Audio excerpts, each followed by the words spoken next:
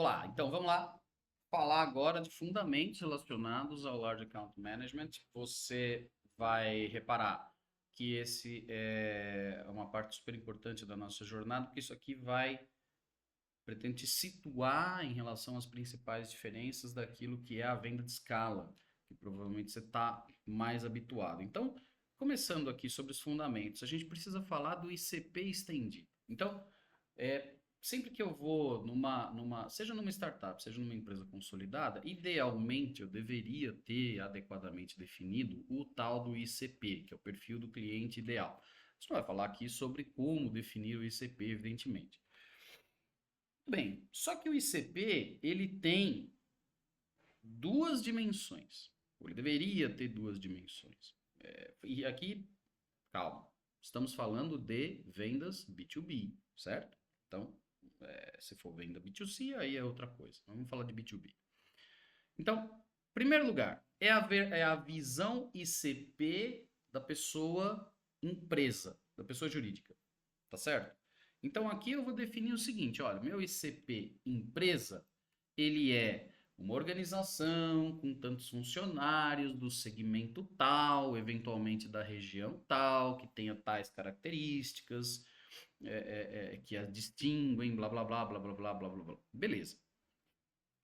Quando eu estou lidando com empresas pequenas, normalmente eu vou ter uma ou duas personas com as quais eu vou lidar, que são as personas, via de regra, que podem comprar, por assim dizer, ou que podem encaminhar de forma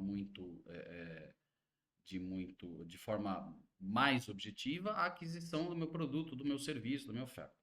Beleza.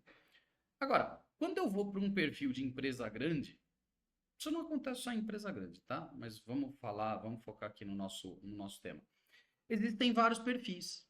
Você precisa ter noção desses perfis, porque senão você se perde um pouco na história. Daí que vem o ABM. Então vamos lá. Primeiro lugar, é, na média, eu vou ter um cara que a gente chama de BDM, é o Business Decision Maker. O que é o Business Decision Maker? É o dono do dinheiro. Então, esse dono do dinheiro é a pessoa que tem uma determinada dotação orçamentária para fazer coisas ao longo do ano. Entre estas coisas está o dinheiro que vai permitir que ele compre aquilo que você quer vender para ele. Em regra, você tem maleabilidade de orçamento nas grandes empresas. A questão é se o tema que você está se o tema que você está tratando, ou a sua oferta de valor, ela tem urgência e impacto relevantes para fazer o BDM mudar de ideia se ele não tivesse provisionado no budget dele comprar aquilo que você vende. E quando eu digo aquilo que você vende, não é você especificamente, alguma coisa como a qual você vende, né? Então, sem dinheiro, não tem negócio. O BDM, o Business Decision Maker, é o dono do dinheiro. Só que tipicamente o BDM não é responsável pela utilização da coisa. E aí entra o TDM, Technical Decision Maker. Que, em regra, vai ser o gestor responsável pela área ou pela prática dentro da organização que usa, que vai fazer uso, vai se beneficiar da sua oferta. O Technical Decision Maker é um cara que vai olhar para a sua oferta, para a sua empresa, para o seu produto, e vai dizer assim: isso aqui tem fit com o que eu preciso, isso aqui atende os meus requisitos, atende os níveis de serviço que são necessários para eu fazer isso da forma como eu preciso fazer, e está em compliance com as políticas gerais da empresa. Então, o Technical Decision Maker, ele faz uma decisão técnica, tipicamente, de solução. O Business Decision Maker é a pessoa que autoriza a compra, que valida a compra. Normalmente, o que acontece é o BDM seguir a orientação dada pelo TDM. Então, imagina, o BDM é um diretor, né, de uma área qualquer, o TDM é o gerente ou a gerente de uma área qualquer. A gerente diz: ó, a oferta que o Jarbas me trouxe aqui é uma oferta boa, eu quero ela. ele vai no BDM, porque é o BDM que tem o dinheiro, e diz assim, o José Cleison, eu preciso dessa oferta, já avaliei a oferta do Jarbas, essa é boa, quero comprar. O BDM, em regra, vai seguir essa recomendação. Agora, não necessariamente isso acontece, a gente vai falar daqui um pouco. Beleza. O TDM, ele é normalmente um gestor. Não um gestor, uma gerência média. Né? É o perfil habitual. Não é o único, mas é o perfil mais habitual. Para além dele, você tem o usuário. Quem é o usuário? Veja você, é autoexplicativo, é quem usa. Esse cara tem uma importância cada vez mais relevante nas decisões, especialmente nas decisões de natureza tecnológica. Por quê? Porque se a coisa é difícil de usar, ela é difícil de adotar, ela é difícil de fazer formação. Então, existe uma tendência natural a essas características por postergarem a adoção de uma determinada solução tecnológica. Qual é o objetivo? Qual que é a ideia que está subjacente à compra de qualquer plataforma tecnológica hoje? Tem que ser fácil de usar, fácil de aprender, fácil de treinar. Muito bem. Então, falamos de 3 até agora, certo? BDM, Business Decision Maker, decisor de negócio. O TDM, Technical Decision Maker, decisor técnico. E o usuário.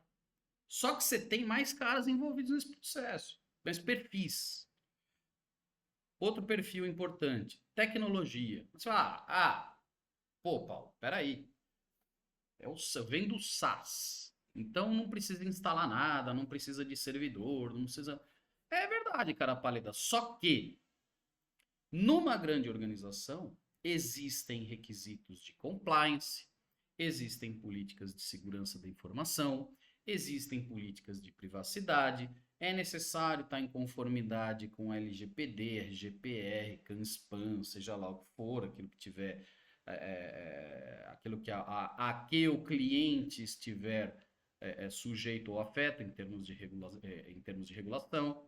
Então, o cara de IT, ele não é com grande frequência o cara que decide pela sua oferta, mas ele é o cara que a bloqueia. Ou ele tem o poder de bloquear, que é uma coisa diferente. Percebe? Então você não pode ignorá-lo.